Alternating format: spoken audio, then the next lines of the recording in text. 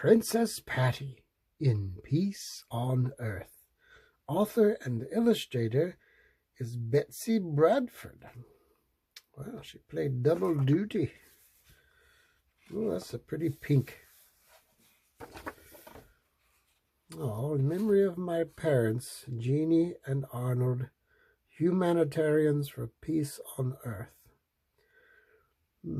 Then the angel's song was heard, not destruction and death, but peace and love. And all of the people in the land were filled with beauty, and war became unknown. That's very nice. To Brinja and Jet, my grandchildren, cling to your beliefs, plant your ideas, watch your garden flower. Fruit ripens and singing birds and dancing bees appear.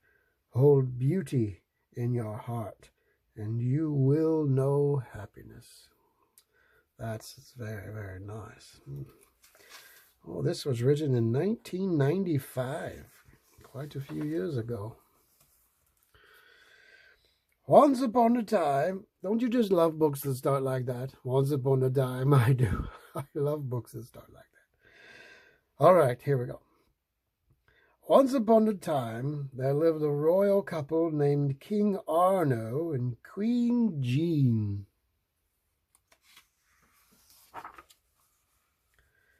They lived in a kingdom called Peace on Earth, in a pink and yellow castle with a huge flower garden and a humongous pear orchard.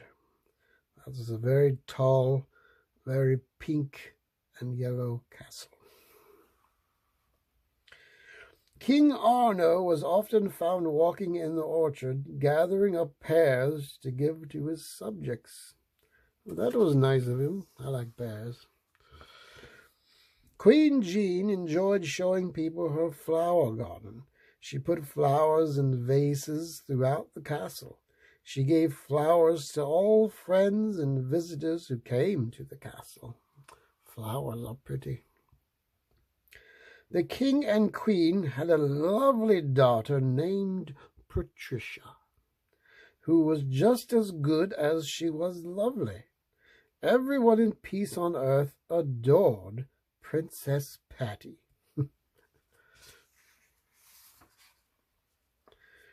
Even the fairies loved Princess Patty. The princess did not know it, but two little fairies named Flicker and Snicker, living on the moon, were assigned to watch over her at night when everyone in the castle was asleep. Every night Flicker and Snicker slid into her room on moonbeams.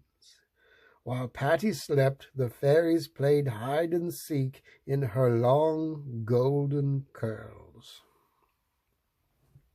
Oh, look at this person. Too close to the castle for the good of everyone. In it lived an old bag of a hag named Snooty Witch. She lived in a damp, dark cave with her pets, pink lizards, red spiders, green beetles, shrieking bats, and purple toads. Oh, no. That sounds wonderful. Look at the purple toad. Oh. Her favorite pet was Speedy the Spider, who once had been a prince. On one of Snooty's trips, she had seen the prince. Liking him, she changed him into a spider and kept him as a pet. Oh, no, I feel so sorry for the prince till that happened to him. On Princess Patty's birthday, there was always a big parade. Snooty Witch wanted to watch this parade, but she had a problem. Sunshine melted her. If she melted into a puddle, it would be the end of her. Snooty finally had an idea. Remembering a tree along the parade route that had 2 holes in it, she changed herself into a puff of air and flew inside a tree hole. Here she was safe from the sun and could watch the parade through the peepholes. All right, the sun turns her into a puddle, but she can turn into air, so sure. People carrying balloons and roses lined the parade route. A band marched by playing the Happy Birthday song. Many children marched behind the band, clapping and singing, "Happy birthday, Princess Patty! Happy birthday to you!" These kids have very deep voices, sounds like. Then came the royal carriage drawn by a white pony. In the carriage sat Princess Patty, her golden hair shining in the sunlight. Patty laughed and waved and threw kisses to everyone. Oh, look, there's Snooty Witch peering out through the holes with her little eyeballs. Ooh. The proud parents threw roses to Patty, shouting, "We love you, Patty! Long live Princess Patty!" Soon the carriage, the pony, and Princess were covered with roses. In the hollow of the tree, Snooty Witch saw and heard how everyone adored the princess. She shivered and shook in a fit of jealousy. When the sun went down and it was safe to come out of her tree, Snooty flew back to her cave. She is one ugly little Snooty Witch. My goodness. Ooh. Like she needs to see a dentist a little bit there. Oh, and get her nails done. She picked up Speedy and hissed, "Tonight you will fly to the castle on the back of a darting bat. He will take you to Princess Patty's room where you must bite her hand. Your bite will have the blackest of all magic. Everything the princess touches will grow and grow and never stop growing. She will have terrible problems. There will be no more peace on earth. I wonder how the people will feel about their precious princess after tonight," she said. Snooty doubled up in a mean fit of laughter. Then she thought of the monstrous things her black magic would do.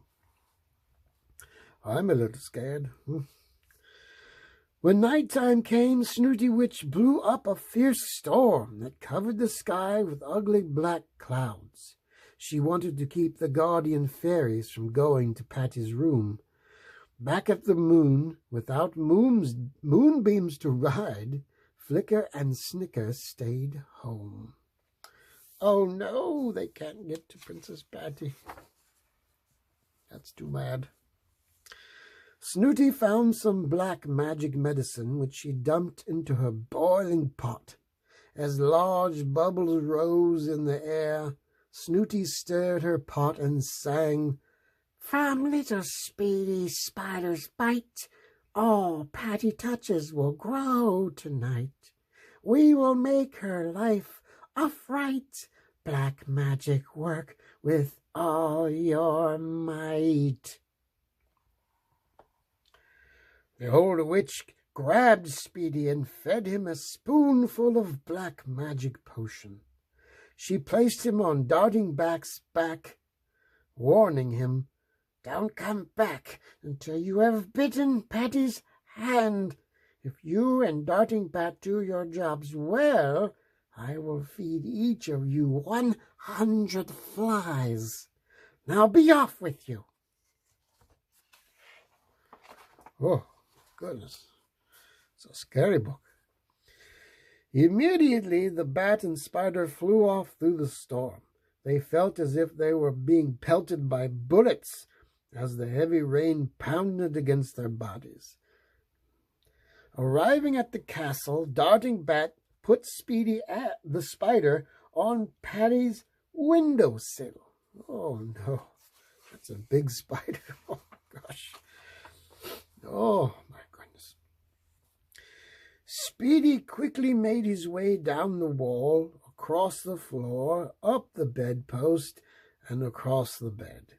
He found Patty's hand and bit it.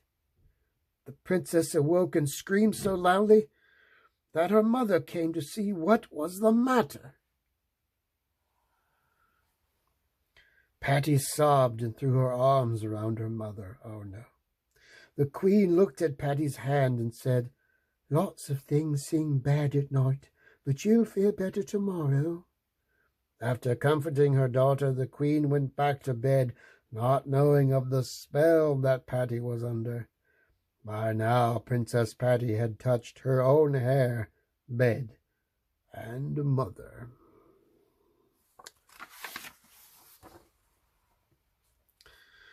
In the morning, Patty awakened to find that her hair had grown so long that it flowed over the side of her bed.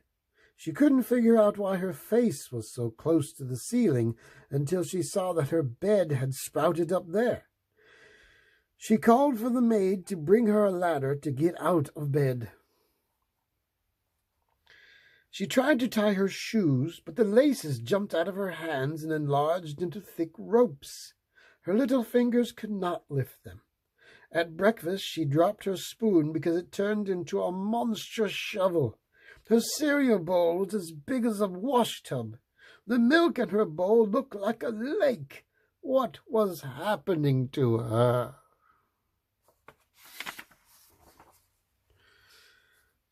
Queen Jean awoke to find she had grown so large that none of her clothes fit her. She called for her dressmaker to sew some new clothes. When King Arno awakened and saw his wife's size and his daughter's long hair, he became troubled. He ordered the queen on a diet, which didn't work. The queen was hungry all the time. She ate and ate and ate and got bigger and bigger and bigger. The king ordered the barber to cut his daughter's hair. The barber used every scissors, but he had none would cut through Patty's hair. Oh, no. Willing to try anything, King Arno went to the pear orchard and began to climb the tree. That seems odd, but okay. Princess Patty wanted to watch, so she followed her father outside, not realizing that touching the castle would make it grow. She leaned against it to rest. Oh no, that's why the castle's so darn big. Soon the castle started bulging and creaking as it moved forward and backward. It rumbled and belched and heaved as it stretched itself out over the land. Next, Princess Patty stopped to smell the garden flowers. When she touched them, they began twisting and climbing up into the sky.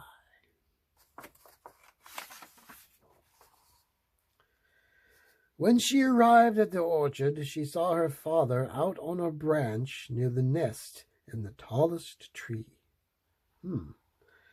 Patty leaned against the tree to rest. She rests a lot. Must be all that hair.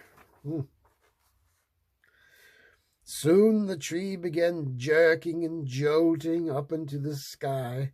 King Arno tumbled into the nest. Afraid of falling, he gritted his teeth and clung tightly to the branch. He rode his way skyward with the tree. Oh no, it's going to go all the way to space.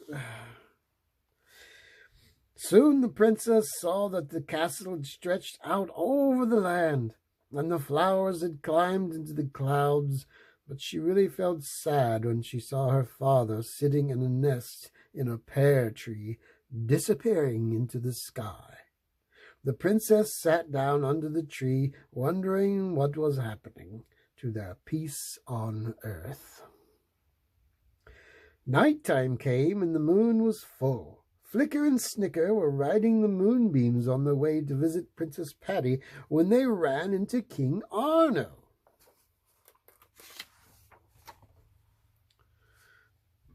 "Oh, dear fairies, please help me," cried the king. "Peace on earth has been destroyed. My wife has grown 3 times her size. Patty's hair has grown down to her ankles. Her bed has moved up to the ceiling. The queen's flowers have climbed up into the clouds. My castle has spread out over the countryside, and here I am stuck in this tree, and I don't know if I'll ever get home again." Flicker and Snicker had never known anyone with so many troubles. Flicker told Arno, "We think you need special help from our good fairy Moon Mother. She is a wise woman who knows magic. Hang tight, we'll get back to you." Jumping on the moonbeams, the fairies raced home to the moon, breathlessly arriving, telling their good fairy Moon Mother about King Arno's problems. Luckily, the Moon Mother had an idea. She had a brown paper bag plump full of sunbeams.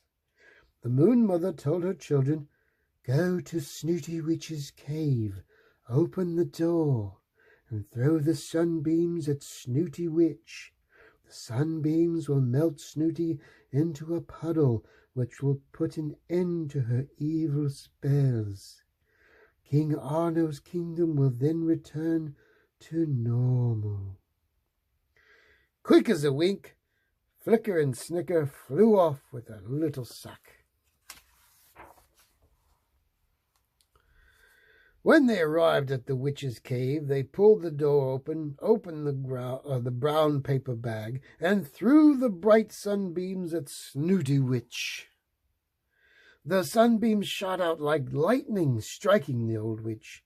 The cave became so full of color and light that it looked just like the 4th of July. Old Snooty Witch shrieked her wicked witch cry as the sunbeams melted her into a puddle. Oh no, poor little witchy. Just as the Moon Mother had predicted, all of Snooty's evil spells were broken. Princess Patty's hair, her bed, her mother, the castle, the flowers, and the tallest pear tree shrank to their normal size. Speedy the Spider turned back into the handsome Prince Patrick. Oh. King Arno allowed the prince to live in his castle. As the years went by, he and Princess Patty fell in love and married. Of course they did. Everyone was invited to the happy wedding held in the pear orchard. The crowd threw roses at the couple and dined on pears Helene, decorated with candied violets from the Queen's garden. The king took the nest from the tallest tree and made a wish. He wished that jealousy, hatred, and cruelty would cease and that kindness, love, and peace would prevail. Magically, his wish came true. The people were filled with beauty and happiness. Peace now flourished forever in peace on earth. Oop. And that is the end. And that is Betsy Bradford right there. Hello. Well, that was a very cool book. I've never even heard of it before, but now I've heard of it, and now so have you. And now you can maybe go find it on Amazon. I bet you it's there. Everything is on Amazon, it seems like. Well, thank you for coming to read this book with me, Princess Patty in Peace on Earth, and I'll see you on the next book. Okay? Bye-bye.